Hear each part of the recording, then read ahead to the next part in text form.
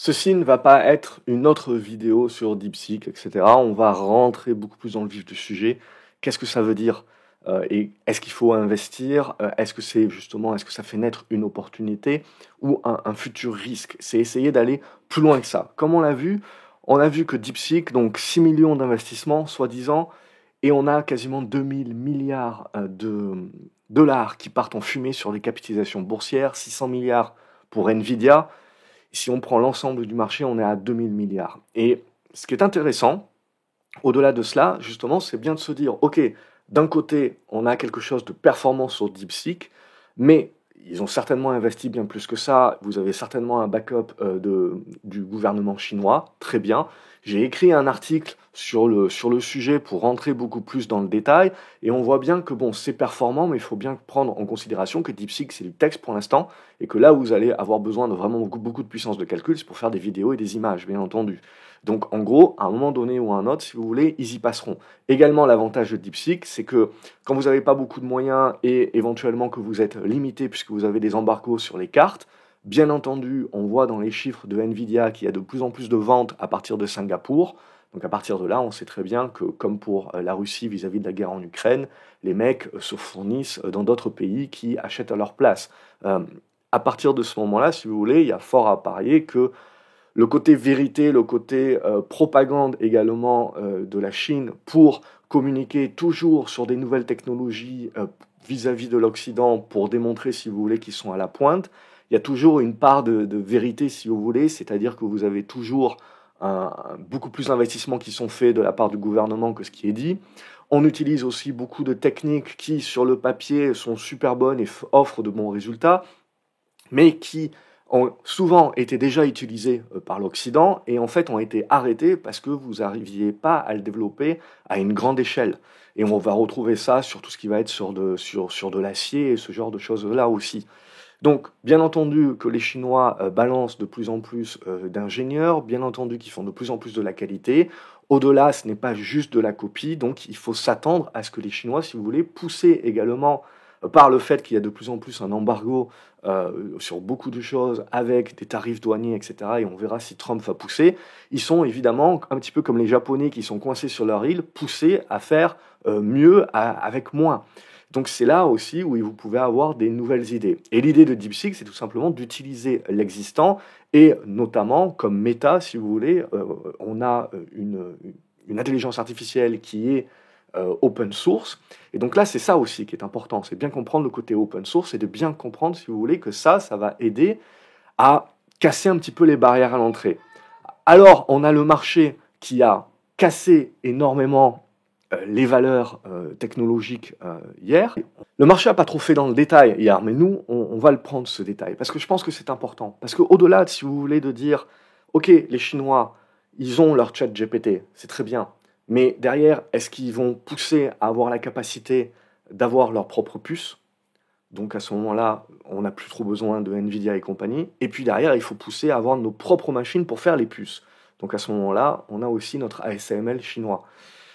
À un moment donné ou un autre, il faut bien se dire, si vous voulez, qu'ils y arriveront. La vraie question à se poser, c'est où seront les Américains et les Européens, éventuellement, lorsque les Chinois y arriveront. C'est ça, en fait, la lutte qui se fait. Quand on voit les Américains qui balancent 500 milliards dans Stargate et compagnie, il faut bien se dire que les Chinois, avec 6 millions, c'est clair et net que c'est un gros mensonge, que voilà, mais on est sur quelque chose qui est l'équivalent d'un chat GPT et qui va se nourrir de choses qui sont déjà existantes. Au-delà de cela, hier, on a vu le marché n'a pas fait de tri du tout.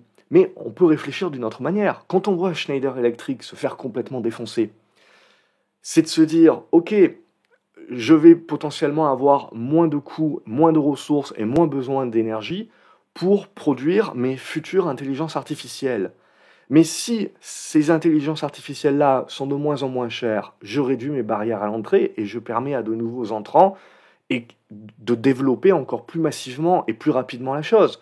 Donc, en fait, in fine, si vous voulez, je peux avoir peur à court terme, mais à long terme, ça ne fait que renforcer mon besoin de plus de data centers, donc de plus d'électrification, donc de plus éventuellement d'énergie. Ça ne remet pas les choses en cause, si vous voulez. Ça peut réduire à un moment donné mon besoin de ressources pour un élément, même si chaque élément d'intelligence artificielle me demande moins de ressources à l'avenir, et c'est logique. Regardez ce que l'on fait avec les satellites, avec SpaceX, avec Musk. Vous réduisez drastiquement le coût d'envoyer quoi que ce soit dans l'espace. Mais in fine, en fait, qu'est-ce que ça fait? Vous avez réduit le coût, mais du coup, ça augmente également le nombre de trucs que vous envoyez. Donc là, la question, c'est de se dire que c'est exactement la même chose. Si je réduis mon coût de barrière à l'entrée, de plus en plus, je vais avoir droit à l'intelligence artificielle. Donc de plus en plus, en fait, je vais également augmenter mon besoin en data center. Donc j'augmente mes besoins en termes de ressources, j'augmente mes besoins en termes de semi-conducteurs. J'aurai pas forcément besoin des trucs les plus puissants et les plus shadés du monde, mais je vais avoir besoin de quantités supplémentaires. Également, si je me place par rapport à Nvidia, on peut se dire aussi que voilà, là aussi, à court terme, Nvidia se fait défoncer, mais mon idée sur ça, si vous voulez, c'est que depuis déjà des mois, on a surtout le retail qui rentre sur ce genre d'action et les gros poissons qui en sortent et qui prennent des profits. Et on a vu notamment pas mal de rotation et de rediversification se faire depuis la fin d'année 2024, début d'année 2025. Donc ce phénomène, si vous voulez, il arrive, il a été monté en épingle pendant le week-end, et donc on a ces phénomènes avec des ETF, etc., de peur, et beaucoup de personnes qui étaient en levier et qui étaient rentrées dernièrement sur les marchés avec beaucoup de levier et qui se prennent des margin calls et qui sont obligés de solder. Et c'est l'effet domino quelque part. Et en face, vous n'avez pas forcément les gros. Je pars du principe que les gros sur du Nvidia, sur du Schneider, etc., ils vont être très intéressés pour revenir parce que justement, ils voient et ils essayent de jouer le long terme en se disant, en fait, in fine, si je réduis drastiquement mes coûts au niveau de l'intelligence artificielle, je vais augmenter finalement ma pénétration du marché et donc le besoin, et donc in fine, je vais aussi augmenter ma demande vis-à-vis de toutes ces ressources, que ce soit du hardware. Mais les vrais gagnants, ils sont où? Ils sont dans le software. Parce que quelque part, si je réduis de plus en plus mes coûts de l'intelligence artificielle, eh ben, ça me permet à des plus petites boîtes qui sont dans le médical, qui sont dans le software, etc., de pouvoir avoir accès à ces éléments-là qui vont leur permettre de réduire les coûts, voire d'augmenter leur capacité à créer de nouvelles choses plus rapidement et à moindre coût. Et donc, quelque part, hier, le marché n'a pas fait de tri, mais parce que je pense aussi, comme je vous l'ai dit, que c'est un élément technique où vous avez à un moment donné des margin calls, parce qu'on est dans de l'effet de levier, et il faut nettoyer tout ça, mais vous avez un socle fondamental à tout ça, où on se dira également qu'à long terme, il y a quand même beaucoup de bonnes choses à voir dans le fait qu'on réduit les coûts, et c'est normal. Regardez dans le solaire, tout ce qui est de toute façon, ou avec des investissements massifs, in fine, ça va devenir, les pièces vont devenir plus petites, ça va devenir moins cher à produire. Regardez votre ordinateur aujourd'hui. Regardez la puissance de calcul que vous avez dans un ordinateur portable aujourd'hui par rapport à la puissance de calcul et à la taille dont vous aviez besoin pour la même puissance de calcul il y a 20 ans, il y a 40 ans, et même il y a 10 ans éventuellement. Donc c'est ça aussi qu'il faut bien prendre en compte. On est de toute façon sur des commodités et on est tout simplement sur des choses qui, de par les investissements, de par le capitalisme, iront en s'améliorant. Mais cette amélioration, c'est comme l'interquantique, si vous voulez, in fine, ça permettra aussi une capacité à chacun d'y avoir accès. Et c'est comme la démocratisation de l'Internet, c'est exactement la même chose. Donc on part sur ces phénomènes-là, et pour cette démocratisation, ben, à un moment donné, il y aura besoin de plus de data centers, il y aura besoin de beaucoup plus de choses. Certes, vous pouvez avoir des moindres coûts, et sur le hardware, il y aura plus de compétition, donc des réductions de marge, donc in fine, en effet, il y aura des compétiteurs chinois qui sortiront, voire d'autres. Mais ça fait partie du capitalisme et c'est toujours la même chose. Il y aura forcément, à un moment donné ou à un autre, si vous voulez, des surcapacités et on aura une baisse de la demande parce que tout le monde aura investi au même moment, si vous voulez, pour se dépêcher de faire la course. Et à un moment donné, on aura des surcapacités et on aura besoin d'utiliser l'inventaire. Et donc, il y aura de moindres commandes et des entreprises comme Nvidia et d'autres en pâtiront. Mais ça sera éventuellement, si vous voulez, des trous d'air qui seront court terme. Ou alors, ils se feront bouffer un petit peu les marges parce qu'il y aura de plus en plus de compétition. Mais c'est logique, si vous voulez, et c'est normal qu'on en arrive à là. Mais ce qui est toujours important, c'est la taille du gâteau.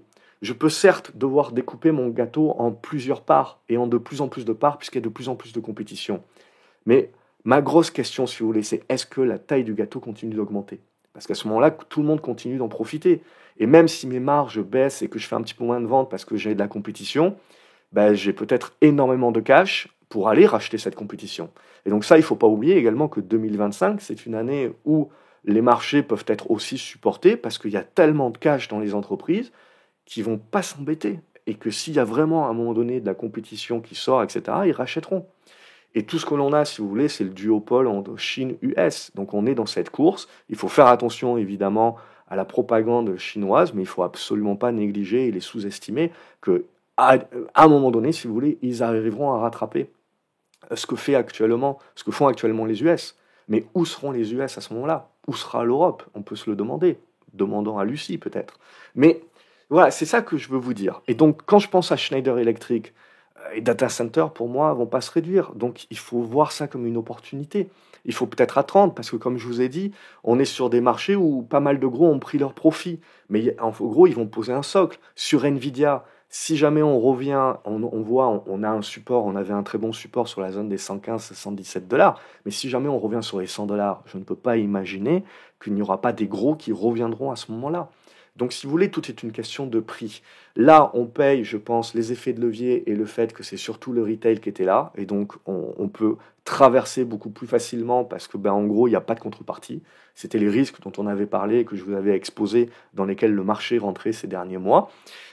Mais in fine, si vous voulez, vous avez toujours ce socle fondamental. Donc il y a un niveau de prix où les gros reviennent et vont faire le support. Maintenant, ce qu'il faut se reconcentrer, si vous voulez, c'est que oui, les Chinois, à un moment donné, feront un ASML. Mais où sera ASML à ce moment-là? Est-ce qu'ils auront évolué? Donc le gap va se réduire, si vous voulez, mais il y a toujours un train d'avance. C'est ça qu'il faut se dire aussi. Donc, tout cela est cyclique. Tout est une question de cycle. Le business est cyclique et Nvidia, ASML, etc. ne dérogent pas à la règle. Il y aura forcément plus de compétition, il y aura forcément des moments, si vous voulez, où tous les investissements massifs auront été faits et donc il y aura une réduction des investissements qui se feront à ce moment-là. Et donc vous aurez du surstockage, vous aurez des surcapacités. C'est classique et c'est normal. Mais on va continuellement vers ce type de processus. Donc pour moi, il faut également regarder tout ce qui est médical et regarder toutes les petites boîtes qui profitent en fait, si vous voulez. C'est comme nous, consommateurs. On profite en plein, si vous voulez, de ces guéguerres et de cette compétition et de cette concurrence grâce au capitalisme qui permet de faire baisser les prix. Et donc, les petits acteurs et les petites boîtes profitent à plein de cette guerre également pour tout ce qui est lié à l'intelligence artificielle. Et DeepSeek, pour eux, c'est super parce que au-delà du fait que ce soit chinois, et évidemment, ils vont pas aller utiliser DeepSeek parce que leur IP, leurs données, etc., vont être pompées par le gouvernement chinois. Mais au-delà de cela, si vous voulez, sur la base de Meta également, qui n'a pas baissé hier et qui fait de l'open source, une IA open source, on part quand même sur des psychologies où on essaye de rendre ça le plus, avec des barrières à l'entrée le moins possible, et l'open source va permettre d'avoir de plus en plus d'entrants. Et ça permet à des petites boîtes dans le médical, dans la biotech, si en plus vous avez des baisses de taux, ce genre de choses-là, d'avoir, je pense, un vrai potentiel. Au-delà des gros mastodontes aujourd'hui auxquels on pense, c'est les petits finalement qui ont la marge de progression et de potentiel la plus énorme. Et comme je vous l'ai dit, comme les gros sont blindés de pognon, je pense que s'il y a des petits qui commencent à avoir et à devenir compétitifs, ils attendront pas bien longtemps pour les racheter. Et ça, pour moi, ça continue d'être des soutiens. Donc voilà, DeepSeek, si vous voulez, le marché peut continuer à en avoir peur parce qu'il, lui, il tire la pelote de laine et il se dit qu'est-ce que c'est demain? Demain, les Chinois me sortent une puce. Demain, les Chinois me sortent. C'est un compétiteur comme un autre. C'est un compétiteur qui est quelque part désavantageux parce qu'on sait que le gouvernement subventionne à mort. Mais je veux dire, ça date pas d'hier que la Chine ne respecte absolument pas les règles. Et in fine, peut-être qu'avec Trump, ce que l'on voit aujourd'hui également, c'est qu'eux aussi ne vont pas respecter les règles. Et finalement, ceux qui respectent les règles, c'est les dindons de la farce. Donc, on en est là aujourd'hui. C'était pour moi mes two cents sur DeepSeek, au-delà de rentrer dans le détail, c'est bien, c'est pas bien, etc. C'est de savoir quel est réellement l'impact. Et ok, on vient de perdre des milliards de milliards sur des valorisations, mais pour moi, c'est des éléments techniques, comme je vous ai dit, par rapport à l'effet de levier, par rapport au retail, mais à un moment donné, il y a un socle fondamental. Quel est ce socle fondamental et comment on peut réfléchir à ce que finalement, plus d'IA, moins cher, c'est bon pour le business aussi, c'est bon pour tout le monde, et notamment pour ces petits acteurs.